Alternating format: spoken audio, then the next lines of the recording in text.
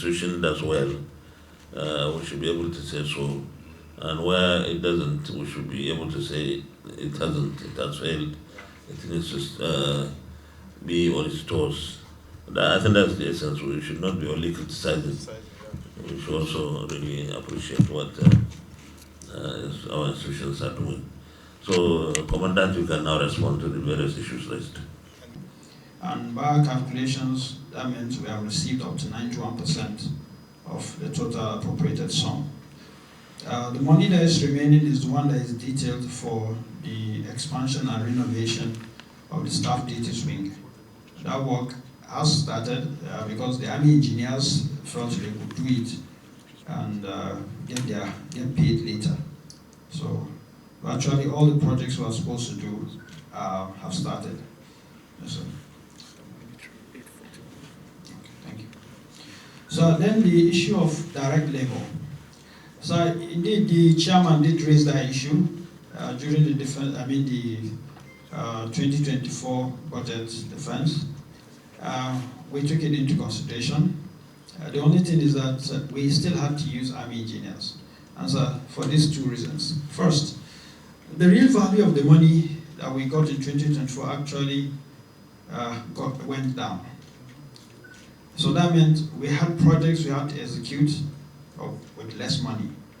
The second reason was that this year, because the Commander-in-Chief has signed the new harmonized terms and conditions of service, a lot of officers that were not due for promotion in 2026 are now due for promotion in 2026.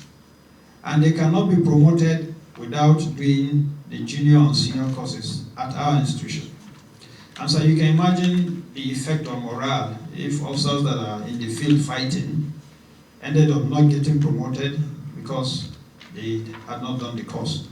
So we had to stretch that money using Army engineers again to make sure that all our accommodations are ready. Because before this time, we had accommodation for just 300 officers in the senior course and about 400 in the junior course. So we had to double that accommodation. And we had to bring back to life most of the old buildings. So that's why for 2024, we still had to go back to direct labor. But we did the appropriate thing. We wrote to the government and requested for that to change. Also, hopefully in 2025, we'll start doing, just a contract to take care of this. That's if there is no shock, if there is no another shock. Then on the issue of personnel emolument, it's short up for two reasons.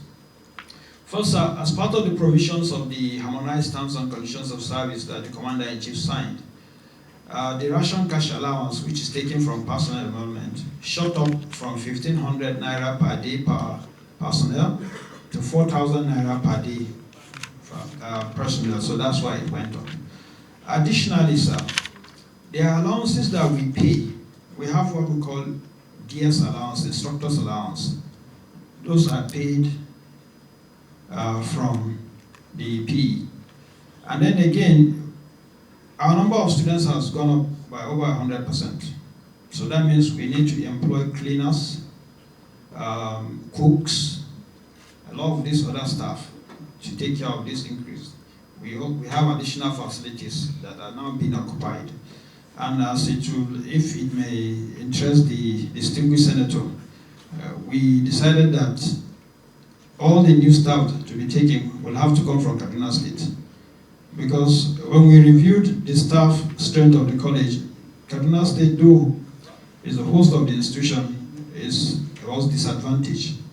So about 80% of the new staff, the cleaners, the cooks, the gardeners, all came from Kaduna State.